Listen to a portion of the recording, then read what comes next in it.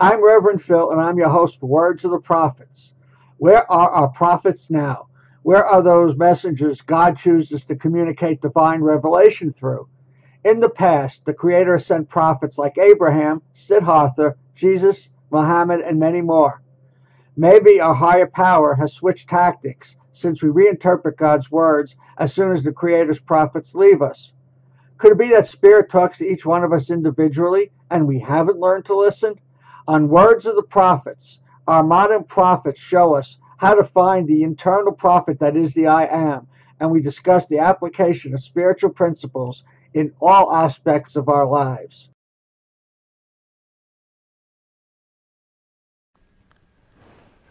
Love and light, everybody. I'm Reverend Phil, and I'm your host for Words of the Prophets. Today my guest is Nicolai Bachman, who is a teacher of yoga philosophy and the author of several books, including The Path of Yoga Sutras, which also subtitled The Practical Guide to the Core of Yoga. And today's prophetic topic is the pure inner spirit. Our topic can be found in the opening phrase of The Path of the Yoga Sutras. The complete phrase reads as follows: to all teachers who have shared their wisdom and experience, who have walked their talk and who have quietly opened our hearts and minds to the pure inner spirit residing within us, respectful blessings to you. I left out the Sanskrit word because I knew I wasn't going to say it right. You want to do it? Which one? Which word? Pranama? Oh, pranama. That's right. I got it right. Good job. Okay. Nicolai is the author, and before we get started and talk a little story, I want to put this out for everybody who's watching. My experience with spirituality is that there are a handful of books written by prophets, messengers, teachers, whatever you want to call them, that are just so beautifully put together that they really guide us. And one of those books is the Yoga Sutra. And as beautiful as that book is, we're going to get into it a little bit later, Nicolai has done a guide through the Yoga Sutra that takes it and makes it even more accessible, which I think is incredible. So pay attention. How's that? That sounds good. Tell us, how did you become a yoga philosopher? Well, like most people, I think I started doing the postures, and then I got into the meditation, and then I got into Ayurveda, believe it or not, studied with Dr. Lad, and then my Sanskrit teacher came and gave a workshop there, and I kind of fell in love with the language. And it seemed like everything I touched that came from India, I fell in love with and connected with. How did you first get exposed to yoga? Yoga philosophy? How did you start this path? Rochester, New York, I don't know how many, 20, 25 years ago, had a yoga teacher there, Francois Raoul.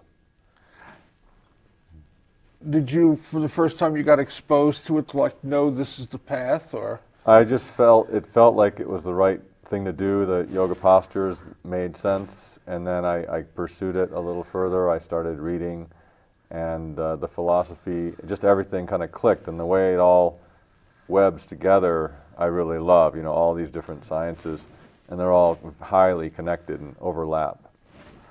So let's get into a definition, because I think, unfortunately, people, when they hear the word yoga, think it's just a bunch of postures and stretching, and it's so much more than that. Do you want to define yoga and talk a little bit about that? Sure, yeah. Yoga, there are a lot of definitions of yoga. In fact, various texts will have various definitions, but they'll all be related. As far as the sutras go, there's only one definition in that text of yoga, and it's that sutra number 1.2. And it says, basically, yoga is the quieting of mental activity, emotional activity in one's individual field of consciousness. And so it's essentially calming down the heart and the mind to get to a place, a still place, which allows you to connect with your divine inner light of awareness. I came up with a definition, and just prepping for this. yoga is a physical, mental, and spiritual discipline whose goal is the attainment of a state of perfect spiritual insight and tranquility. How do you feel about that? I think that's pretty accurate. Yeah, that's one way to, definitely. It has all those elements to it, for sure. Yeah, and that's what I mean. It encompasses the physical, the mental, and the spiritual. It's not just getting out there and, doing the reverse bridge or whatever that. That's right, that's right. You have to have all, you could say all 8 limbs in a sense. Even the social interactions with other people, you could go through all 8 limbs and hit all those 8 kind of pieces of yoga if you're talking about the 8-limb path, which is what, Patanjali really presented most. That's the most broad way of presenting yoga. Just using the phrase 8 limbs. We know you're not talking about an octopus. That's right. Do you want to define that, to explain that? Sure, yeah. The 8 limbs are 8 parts of yoga. Patanjali, the author of the Yoga Sutras, lists them from outer to inner. So the first limb, the yamas, are basically social ethics, ways of interacting with other people on the outside. Then we have the niyamas, ways of taking care of yourself. Then we have, that includes like like cleanliness and contentment, and then 3 niyamas that are actually quite powerful in terms of helping with social interactions and working on your own habitual patterns. Then we have asana, the 3rd limb, which is what everybody thinks yoga is. That's the postures. Mm-hmm. Then we have pranayama, the breath regulation, breath exercises to calm down the breath. And then pratyahara, which is the kind of detaching from sensory perceptions. I call it tuning out sensory perceptions. And I teach that as a side effect to the last 3 limbs, which are really 3 stages of meditation. And so when you're completely focused on an object, which is part of the last 3 limbs, then you'll naturally tune out sensory distractions. Aren't those last 2 limbs, and I may be misstating this, but the next to last one is I watch myself meditating, and the final one is I am the meditation? You could see it that way, I think. The final one is definitely I am, because you're no longer see yourself as separate from the object. According to your point of view, you're the same. Yeah, the meditator and the meditation become one. Yeah, that's right. Okay. Let's back up for a second. We've been using the term sutra, and that has a meaning, but it also has I don't want to say a deeper meaning, but it's part of a sequence of literature that has come down over the ages. Can we put that in a little perspective? Sure, yeah. Sutra literally means thread. And a sutra text, it's a kind of text in which information is recorded in the smallest possible space, using the fewest number of words. And so many of the sutra texts end up looking like mathematical formulas. This is this. This, by this, this. From this, this. And it just goes on and on like that. So there are only 3 verbs in the entire text. And so, yeah, and so it's a great way, but the reason why it's done that way is because each sutra serves as a mnemonic device. In other words, all you have to do is memorize the sound of that sutra, and when you're sitting with the teacher and learning these sutras, all of a sudden, when you're finally talking about the sutra with somebody else, you just recite the sutra to yourself, and all the information that you were taught by your teacher kind of naturally comes up because it was associated with the sound of that sutra. And the sutras are basically, if I understand this correctly, they are a simplification of older, more complex texts, which are a simplification of older, more complex texts. Yeah, you could say it that way. I mean, it's way, way long ago, the texts were much more abstract and more symbolic and more poetic and harder to grasp. And then gradually over time, as these sciences developed, Ayurveda, yoga, Vedic astrology, and Vedic mathematics, and all the different sciences, they became a little more down to earth, a little more grounded, a little more easy to understand, not as poetic.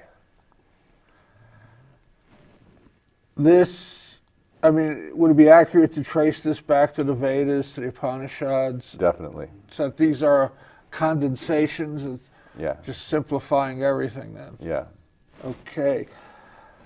Let's talk about, so I can do this name, Patanjali. Patanjali. Patanjali. Thank you. Sure. We're going to be doing this a lot today. That's all right. I'm used to it. I can imagine.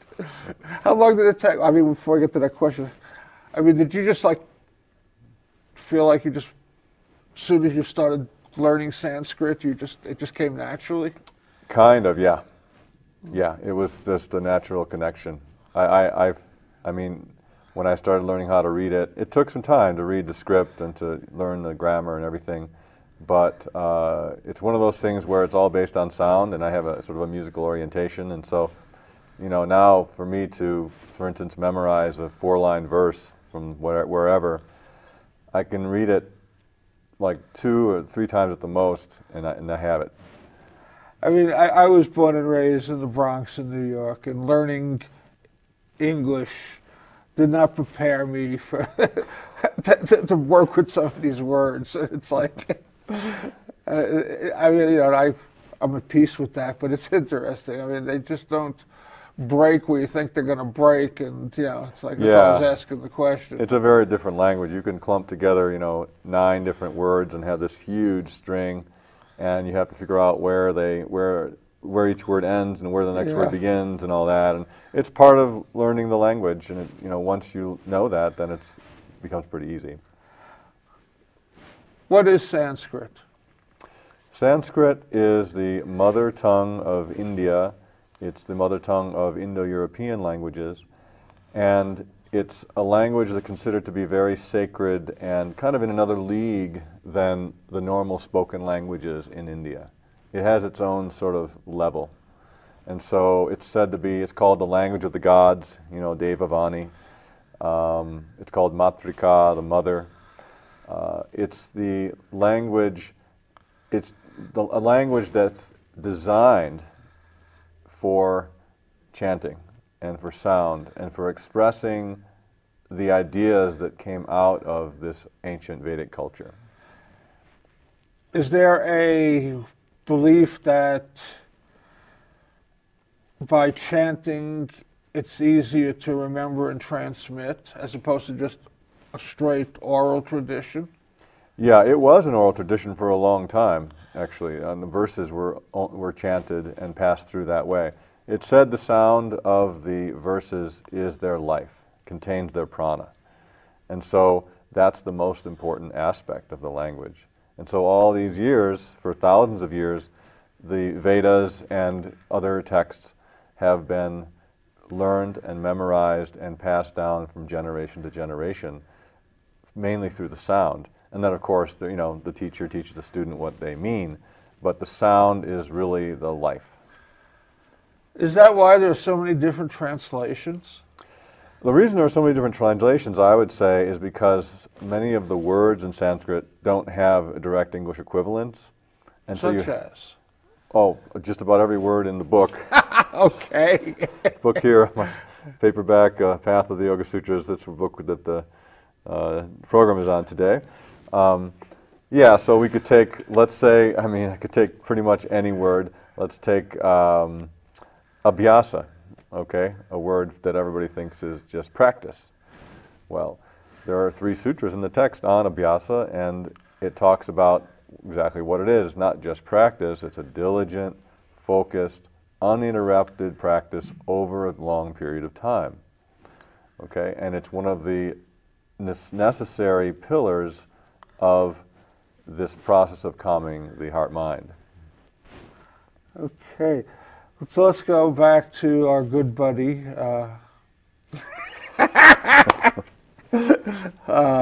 Patanjali. Yes.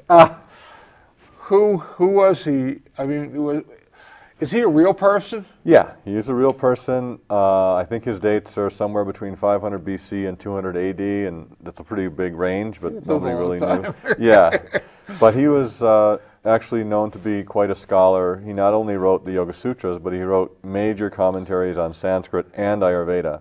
And so he was basically such an esteemed scholar that over time he ended up being deified as an incarnation of Vishnu. And that's how you'll see him oftentimes. When you see a picture of him, you'll see him either holding the things that Vishnu holds or with a big set of big cobra hood over his head. When I was doing a little bit of research, one of the places I did some research posed the question, was he the creator or the compiler of the Yoga Sutras? He compiled the Yoga Sutras. He wasn't the founder of yoga. Yoga had been in existence for a long, long time before him. He just had a way of writing down his interpretation, what he thought was what yoga was all about. And the text is really, he's considered the first psychologist. The text is really all about what is human consciousness, what are the components, how can you kind of reprogram it towards, basically towards a more happy, fulfilled, and ultimately connected life, connected to the divine. The Yoga Sutras, again, research showed me was the equivalent of the Bhagavad Gita's Raja Yoga. So the Bhagavad Gita is a lot older than the Yoga Sutras. So this is really, again, something that's been around for a long, long time that just gets simplified, I guess, and makes it easier. Yeah, the Bhagavad Gita is also considered to be a primary yoga text, and the information in the Gita is, they completely go together.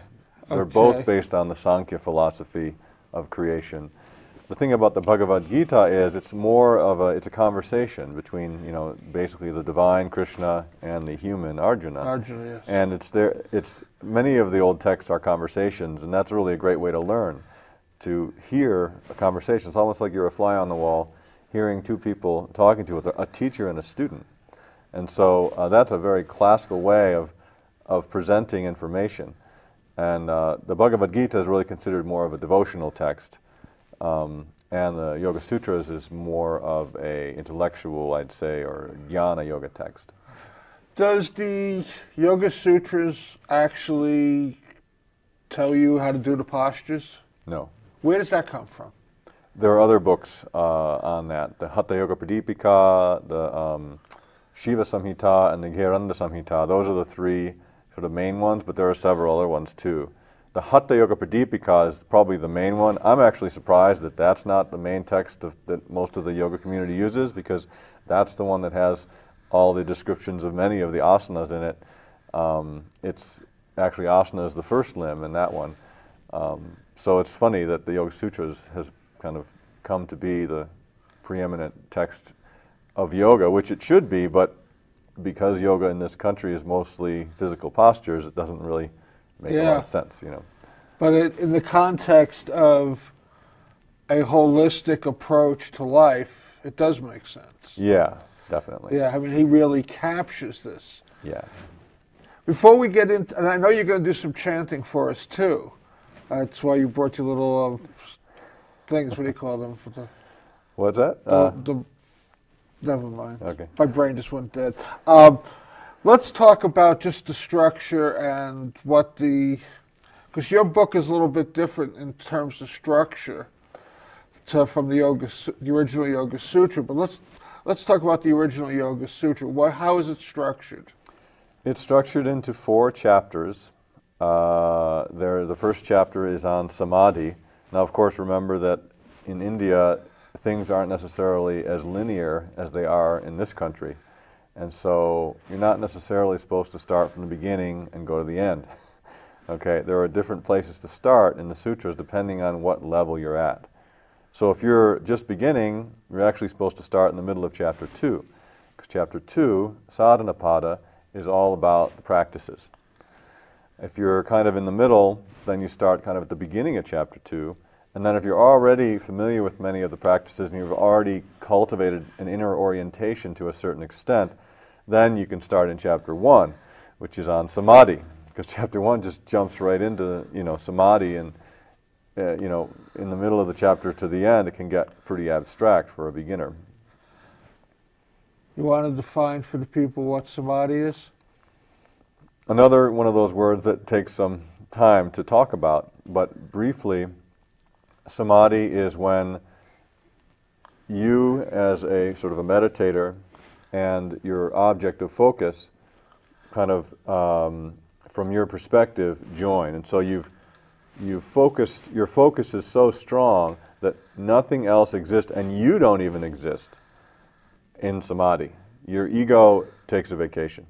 So basically it's that union with the divine. Yeah. And it's a blissful state. Right. Yes. And it's not permanent. It's a temporary state, but it is a blissful state. The most advanced stage of samadhi is the permanent state. Now, there are many stages to samadhi. Are they all contained in that one chapter, or? They're in that chapter, mostly in chapter 1, yeah. Well, all those stages are defined in chapter 1. So why are we starting, why did he choose to start with that chapter? As opposed to, why was there no linear progression, so to speak? Sometimes they like to kind of give you a little taste of something, or they give you a certain amount of information first, and then it almost kind of makes you read on. And, I'm not sure exactly why, but sometimes that's the way it is. They give you, for those who are already advanced, you can just jump right into it and boom. But if you're meeting it for the first time, it's saying this is what you can achieve. Now read the rest of the book. Yeah, and remember, sutra format, you need a commentary. You can't just pick up a sutra text and expect to know what it means without any commentary or any teacher, because they're just too short and too terse.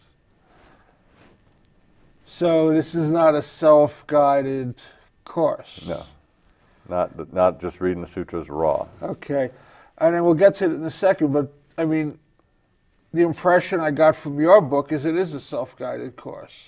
Well, you need an interpretation. You need a commentary. If you have that, you're supposed to have a teacher, really. That's traditionally how it works. And if you have a teacher, then the teacher is there to guide you through the information in the sutras, and you're supposed to put it into practice every day. So it takes years, really, to experience many of the things in the Yoga Sutras, and you're never going to know what they mean until you apply them in everyday life. And this book that I wrote here, again, I think that it's meant to apply these principles for anybody every day. And that's where it's a little bit different, actually, than most of the other texts are just sutra by sutra, starting in chapter 1, just going boom, boom, boom in a linear way.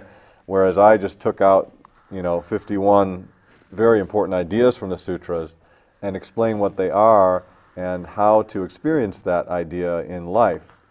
And then once you understand these concepts, then you really get what yoga is.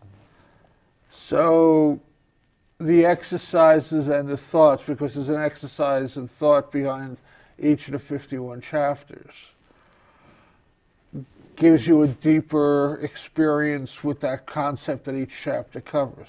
That's right. My understanding is that there were 4 chapters and 196 sutras in the original Yoga Sutra. Yeah, so I'll go back and finish that whole section. Okay. So chapter 1 on samadhi, chapter 2 on sadhana practices, chapter 3 is actually mostly about the powers, the siddhis that come with focused meditation as side effects.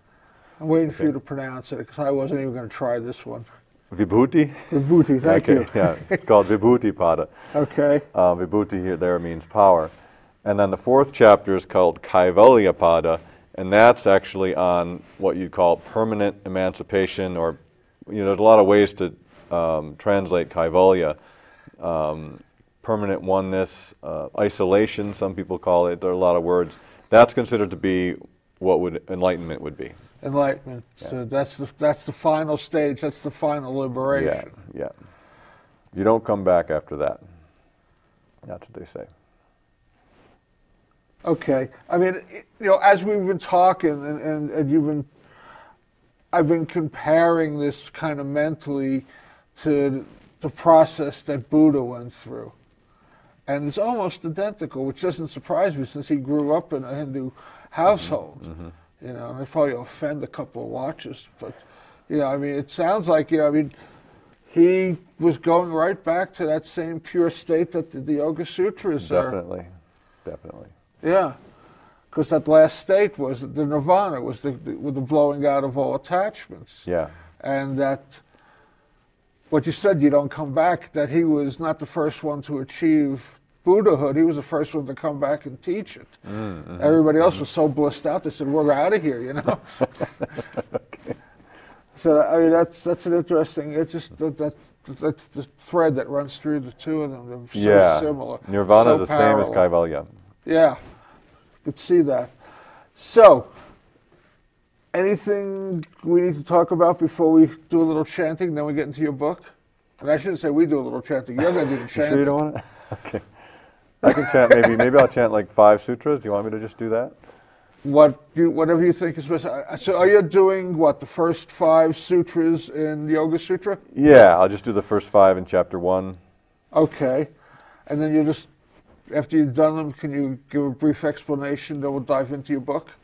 Yeah, I can try to just give a little quick translation of the 5 if you want. Sure. Yeah, so people get an understanding of what they hear. Sure. Maybe I'll do the first 4 then. That would be better for conversational. Okay. Yeah. Go for it. Okay. Om Atha Yoga Nushasanam Yogaschitta Vritti Nirodha Tada Drashtuhu Svarupe Vasthanam Vritti Sarupyamittaratra. And those are the first 4. Those are the first 4, yeah. You can chant the whole text in 20 minutes. Okay. So it's not actually that long of a text because they're sutras. Yeah. They're just little tiny things. So essentially the first sutra is just saying, here now is the teaching of yoga. Okay, that's all it really says. And it implies a lot of things, like you're supposed to be ready for this study, you're supposed to have set aside time for the study. It's not just a superficial study. This is a study of changing the way you live and really putting these things into practice. Then the next sutra is the one I mentioned earlier on the definition of yoga. Yogaschitta Vritti Nirodha. Yoga is the nirodha, the stilling or the quieting of vrittis, all this chatter in your heart and mind, thoughts and emotions, in the chitta, your heart-mind field of consciousness. So that's the definition of yoga. And that can be considered yoga actually as a state of samadhi, if you consider that yoga is the complete quieting of all those things. So there's kind of stages to it. Yeah, there's stages to that, yeah. Yeah. Yoga can be a state or a process, depending on how you look at it. Okay. As a process, the 8 limbs, practices Okay. and all that, but as a state, it's equivalent to samadhi. So then the next sutra says, then, which means in the state of yoga, in the state of samadhi, the abiding of the seer in its own true nature. So then basically you are completely connected with that divine inner light of awareness that's just sitting there all the time, never changing, never doing anything. It's just watching everything happen. And so that's the goal of yoga really, is to connect with that inner self. Then the next sutra says, otherwise, conformity to the vrittis. Otherwise you're in vritti land, which means you're identified with all those thoughts and emotions that are going on in your head, and you're completely you're distracted away from your true self. In the book, and you just used the term a couple of times in defining what you just chanted, heart-mind field. Mm-hmm. So are we talking both organs connected, or are we talking what would now be basically heart math? That we see the heart as its own intelligent organ? I use heart-mind because it's kind of like a heart-mind complex, and it's not even really a physical thing. It's more like a field of energy that contains elements of the brain and the heart. Like we associate thoughts with the brain. We associate feelings with the heart. And vrittis really contain both things. Both things can be distracting. And so it's more like a field of energy that runs probably in this area. So I had to use the word heart-mind. I couldn't just say mind because people were going to think it was the brain. So whether I am attached to my thoughts or am I attached to my emotions, I'm attached and I'm going to be distracted. So that's why we're combining the two of them. Yeah, that's right. Okay. So you structured your book differently. You did 5 chapters. The first one was key principles, and then the other 4 chapters seemed to follow the Yoga Sutras, and you kind of, I guess, weeded out a lot of stuff and said this is the basic essence. Mm-hmm. Could you explain that process? Explain the key principles. It was difficult for me actually to find which terms are the most important to take out of the sutras and to explain. I couldn't do all the words, obviously. So, and how do I order it? Which are the most important terms? Because Patanjali doesn't order it. He just goes right into it. Yoga, Chitta, Vritti, Nirodha, there's 4 of the terms right there in one sutra. And then he defines them afterwards. So I kind of did it a little bit differently. I said, okay, these terms, like the Chitta, which is the heart-mind field of consciousness, it's really important to understand what that is really before almost anything else, because you have to understand the mechanics of the field of consciousness. The Purusha, the divine inner light of awareness, that also can be talked about and discussed kind of on its own, and it's important to distinguish between that, which is unchanging consciousness, and the manifest material world of everything that changes, which would be like Prakriti. And I think in my book I call it, I think I might even call it Prakriti actually, or Drashtra, or Drishya actually. Okay, D-R-Y-S-A. Yeah, that's Drishya, yeah. Drishya is the manifest world, Drashtra is the seer. So there are a lot of terms for both of those things. And then Viveka is another one that's crucial to understand because it's the process of choosing wisely and exercising discernment as you go through life and as you interact with other people, really kind of stepping back and making sure that what you're saying or what you're doing or what decisions you're making are going to be good for you and good for others, and sattvic. Sattvic means good for the world in a sense. Let me back you up just for a second. If I'm hearing you, let me try to interpret what I'm hearing. We are talking the concept of duality as it exists in non-duality. Would that be accurate? Yeah. Mm-hmm. You can look at it in 2 ways. You can look at it as a dual system. There's a seer. And what is seen. And then what is seen. But the thing is, the seer pervades the seen. So the seen is completely filled with the seer. So are they 2 or are they 1?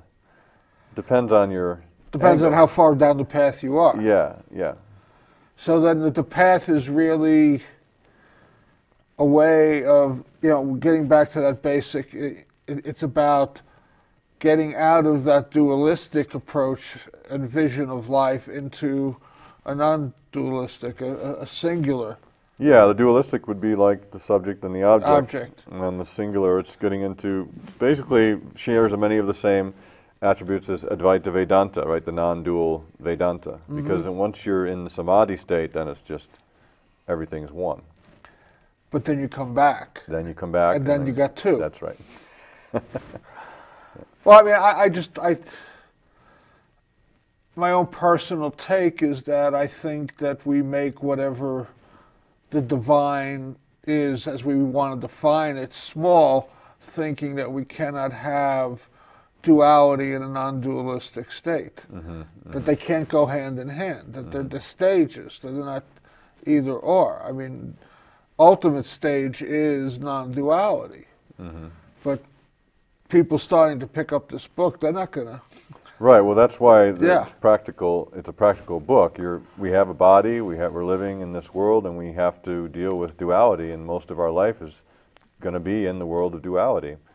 But you can move towards a more subtle, more refined state of mind, and that's the process of yoga: is refining and refining and refining, and becoming a more connected. A person more connected with your your inner self. And remember, the inner self is the same for everybody. Yes. Everybody has the same thing. So the more you're connected with your inner self, the more you're connected with everybody else's inner self. And one of the goals of yoga, of course, is to see each person as sort of a shell surrounding this divine inner light of awareness. And so when you're addressing, like namaste, you're addressing the light. You're not addressing the physical person. No, See what I'm saying? You're we're addressing what's acknowledging the inside. divine within the other individual. Yeah, yeah. My divinity acknowledges your divinity. That's right, that's right. That's one of the goals for sure. I want to go through the key principles and then expand upon them a little bit. Before we do that, how did you come up with the thoughts and exercises? Just through everyday experience, and I have 2 children now, and they're teaching me a lot. They're teaching you how to teach. They are, yeah. They're teaching me how to be a better person and everything. I mean, they try your patience, and how all kids do that. So, it's a great exercise actually for me. I'm tested every single day, and it's good for me to come up with these principles. It was it was not that easy. It took a while. Yeah, because each chapter has a couple of thoughts and a couple of exercises in them. And I think this book is so beautiful because, I mean, each chapter, I think the largest chapter you had was like 8 pages. Was it even that long? Okay. I think it was one of them that was 8 pages. Okay, yeah, most of them are only 2 or 3, I think. Yeah, you were averaging about 4 to 5. Okay, with the thoughts, that's right. Yeah, with the thoughts, exactly, which is beautiful. I mean, it's like, I've had to read books where one chapter was the size of the whole book, and I'm like, I'm never going to get this interview done. But I mean, did those exercises, were any of them extensions of the original teaching? I don't think so. I mean, the original teaching, you mean interpretations from a long time ago? Or just, I mean, did they originate in the sutras themselves? Yeah, everything, the interpretation and the thoughts and the exercises are all directly based on the sutras. In fact, this is actually based on this big, huge book that I have that has 7 CDs and 51 cards, same 51 concepts as in this, and that's a much more comprehensive, package. And that actually, I reference the sutras in that. So you can see in there where I'm getting the information. It's all coming from the sutras. Are there study groups based upon all this material that you've put together? They're starting to. Yeah, I'm probably going to start Skyping with one study group in California. I know it's probably going to happen soon, and I'm hoping more study groups form. It's supposed to be sort of a long-term study. It's not supposed to be, read all 51 in a week and expect to really understand what they mean. The only way to get what these things are is to read one chapter, think about it, think about the thoughts, do the exercises, give it at least a week to put them into practice, and then experience it, because it's a completely experiential process. Can people put a group together without a master, so to speak, and help each other work through the exercises and the thoughts? I think with this book they could, yeah. Yeah, I got that impression. I mean, this was like, this in a lot of ways reminded me of, I don't know if you're familiar with Edgar Cayce. He had a Search for God. A little bit, yeah. Yeah, and I mean, it was two small volumes. There was 23 lessons, I believe, in the 2 volumes. And the original group, it took them 11 years to work their way through all. And when I was looking at this, I said, that's what this is. That's what this is, yeah. I mean, a practical guide for people, to work together as a team, as a unit, and help each other. Yeah. Yeah. It's a beautiful book. I mean, I keep talking about it. I mean, I really hope everybody watching goes out and buys it. I mean, it's also compatible with almost, it really doesn't conflict with any religion. Yeah, it was written that way. It was Yeah. written to be addressable to anybody, any religion, anywhere. Yeah, it's just about basic tenets, I believe, undermine all religions. And it's just, how do I identify them? How do I get there? I mean, it's beautiful. Let's get into let's talk about some of the key principles and just what they are. The first one, I'm going to have to try to, Atta. And you talk about readiness and commitment. So this is where it starts. Yeah, that's the first word in the Yoga Sutras. It's actually the first word in several texts. It's a common word to begin a text. And it implies, I think I mentioned this earlier, a readiness to begin. It's not just,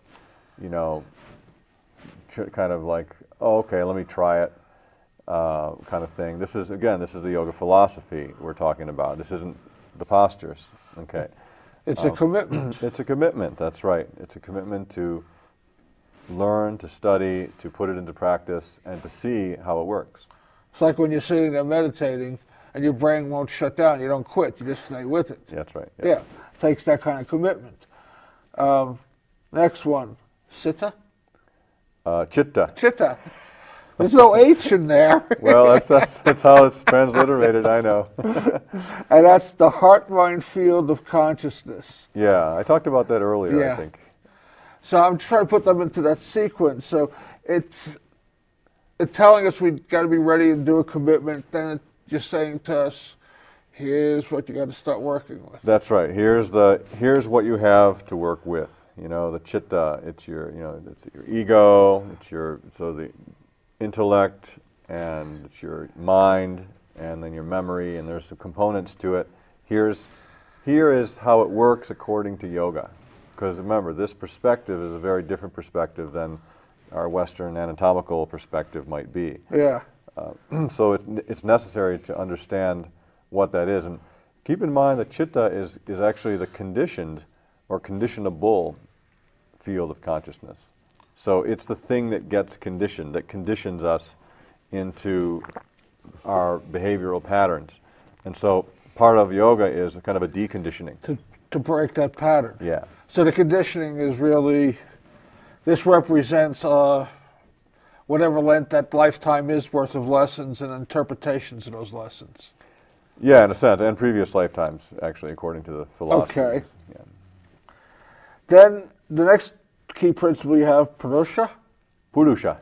I was getting close. Close. And that's the pure light of inner awareness. That's right. So now you're saying, okay, here is like the obstacle, here's the goal. In a sense, yeah. The Purusha is like the behind-the-scenes witness. And then the Chitta is the middleman, and then there's the outer world. And so the idea is for the Chitta to kind of become more clarified, to purify, so that the Purusha here, which is the only thing that provides light, it's the only thing that illuminates, can shine through your field of consciousness and out into the world. And ultimately that presents as compassion and kindness and actually unconditional love. Would that present as actual light in meditation? Yeah, it will. You would see, some people see lights in meditation, and any kind of light that's happening in meditation that's not a visible light is going to be connected to that Purusha, yeah. Just that kind of like, it starts small and kind of opens up and expands. Yeah, it's like invisible light, it's like invisible light, kind of like inaudible sound, because there's that component too in meditation.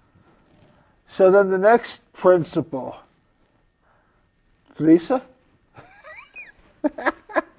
Oh, Drishya. I didn't even recognize it. That doesn't surprise me.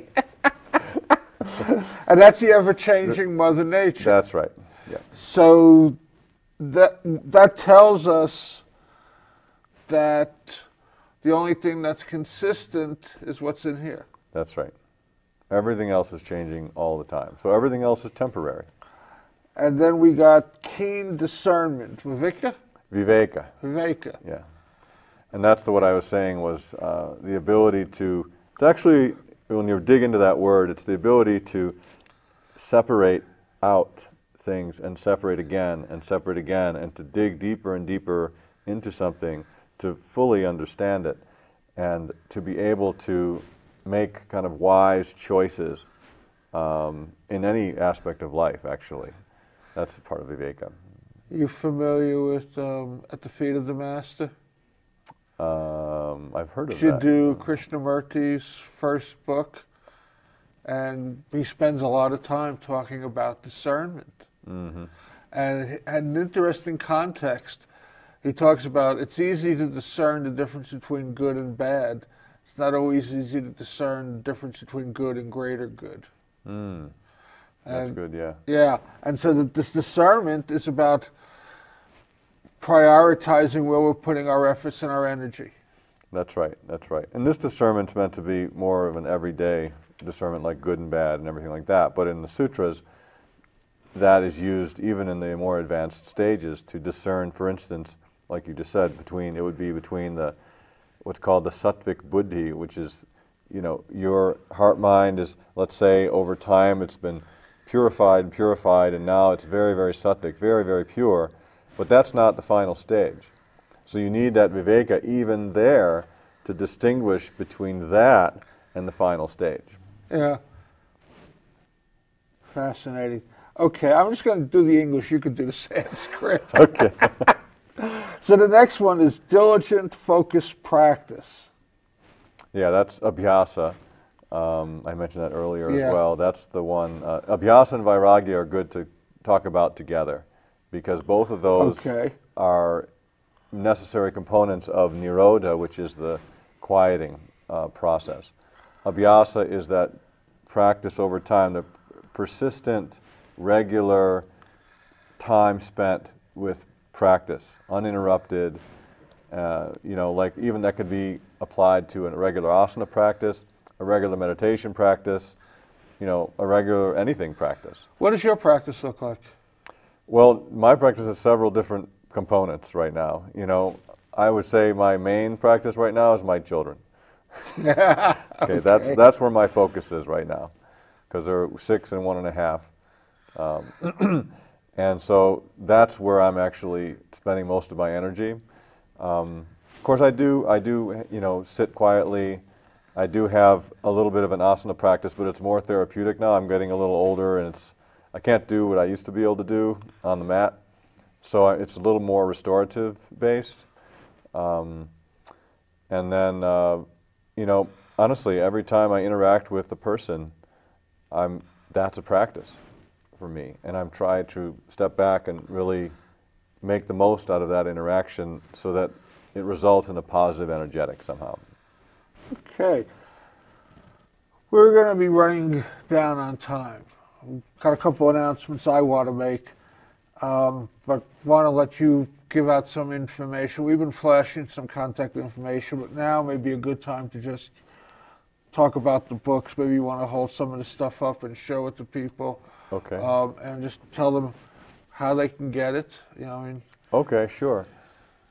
Well, this is the paperback book that is on what we've been talking about today. It's called The Path of the Yoga Sutras. You can get this in Santa Fe at Body or at the Ark.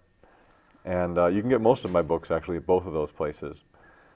This is the most accessible book for anybody. Anybody can read this. There's no Sanskrit except for the names of the terms. No sutras, actually. I don't reference any sutras. There's nothing technical in here. It's just an easy read. It's supposed to be an easy read. It is. Okay. I will testify to that. Okay. So that's that book. And then there's the bigger one, which is this one. It's much bigger. It's a little much more expensive. This is a very large spiral-bound book with 7 CDs, including one CD in which I chant through the entire text once fast and once slow, so you can learn how to chant the sutras. And then it has 51 meditation cards, one for each concept. So this was the first book. This came out before that. This was meant for people to get a card, listen to the track on the CD on the concept, read the book, what it said on the concept, and then sink into that concept for a week or two and really understand what it means. So it's giving everybody something to really meditate on in a specific, I'll call it a thought or a focus, as opposed to following your breath or looking out through your third eye. That's right. That's okay. Right. And the cards on the back have thoughts. And some of the Okay. thoughts are the same ones that are in here, but not all of them. You know, I didn't do a complete overlap. And then this is the book that a lot of yoga students use if you're practicing asana, the language of yoga. This is probably the most popular book because yoga is so popular now. This has 2 CDs in it, has all the asana names, first 3 Ashtanga series, and tons and tons of yoga terms spelled properly in the original and the transliteration, and then also pronounced on audio.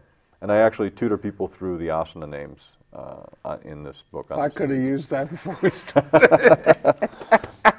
So those are the main books related to what we're talking about today. I have a few other ones as well.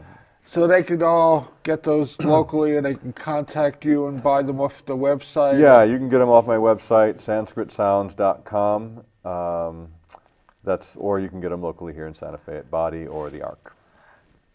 Do you do teachings, private, group teachings? Or? I don't do a lot in Santa Fe, but I might start up a class. I just haven't gotten around to it. Most of my work is out of town, traveling. So I've been out of town the last 3 weekends. I got next weekend off. I got next 3 weekends. Very, very busy now this spring. So most of it's travel right now. But I do part of T.S. Little's teacher training here in Santa Fe. I'm on his faculty. And I will be doing a day-long on the Sutras in June. I believe it's on June 15th at T.S. Little's place here. Okay. You know, when that happens, just send me a little particulars. I could make the announcements. Okay, great. Excellent. I'm going to make a couple of announcements. We'll come back. We've got 3 key principles left I want to touch on, which I think really the most, I think, for me, the most, not the most interesting, but the most commonly used terms, or at least 2 out of the 3 are.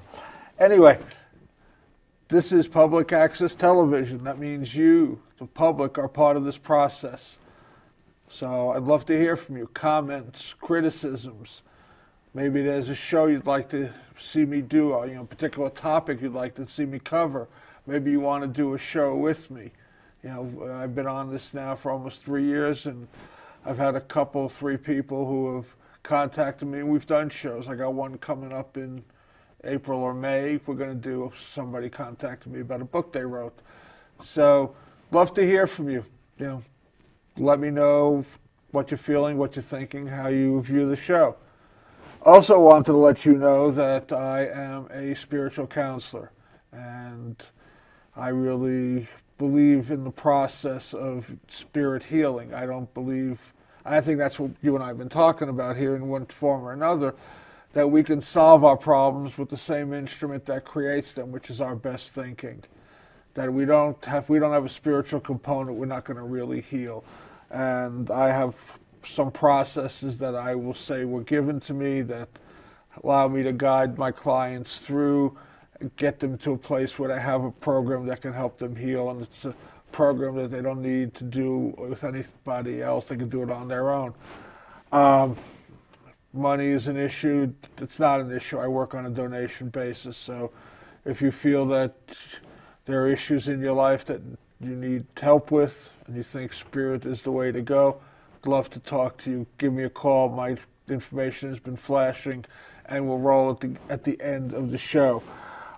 Next week's guest is Reverend Connie Hubner. I'm probably pronouncing her name wrong. But she's going to be here talking about the sacred feminine. So that probably isn't an exact description, but it's close enough. So tune in next week for that. And I guess we're back. We've got 3 more left. Ishvara? Ishvara. I was getting close. The source of knowledge.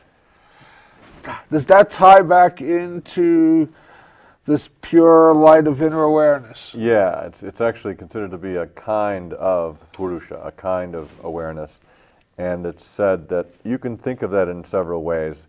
You could think of Ishvara as sort of the omniscience, or all the teaching, all knowledge that exists. You can think of Ishvara that way.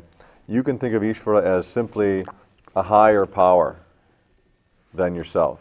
It's that simple. In the sutras, it does say that, there's something about it's omniscience and knowledge, and in fact, chanting Om is a way to connect with Ishvara.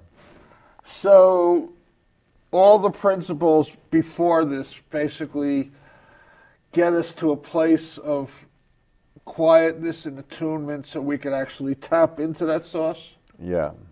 Okay. Karma and samskara, action and its imprint. Yeah, that's a topic that requires a lot of time to dig into. But karma, essentially, anything that you are exposed to, and any sensory perception you're exposed to, creates an imprint. And anything that you do or say or think also is karma, right? It creates an effect. And so everything basically that you experience is recorded in your being. And if something is repeated over and over and over again, it becomes stronger. Like if you do something over and over again, let's say smoking, or let's say brushing your teeth a certain way for 20 years. It's kind of imprinted. You don't even have to think about it anymore. So those imprints can affect your actions.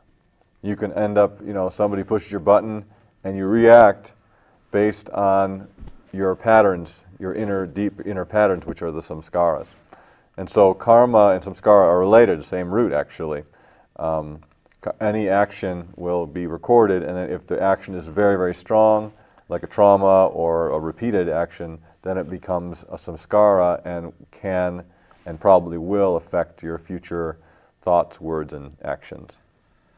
And going back just quickly to the Bhagavad Gita, karmic yoga was what basically was being introduced in the Bhagavad Gita. So it's about action, but detachment from that action. So you don't create the imprint. Right. So there's, there's something they call it non-action. If you do an action and you're not attached to the results at all, and you're offering up the results to the divine, then it's said that it's not considered a karma. We ran out of time. We don't even have time for the last one. Okay. What it is, transformation is, we'll say the word? Parinama. Okay. I thank you so much. Thank you so much, Reverend Phil. We thank you all. I hope you got something out of this. I don't know how you couldn't have. Go out and get the book. Your life will change immeasurably. I'm almost going to guarantee that. So until next week, live in love and light. Blessings to you all. I'm Reverend Phil, and I've been your host for Words of the Prophets. Thank you for tuning in. Please join me again next week, same time, same channel, for more Words of the Prophets.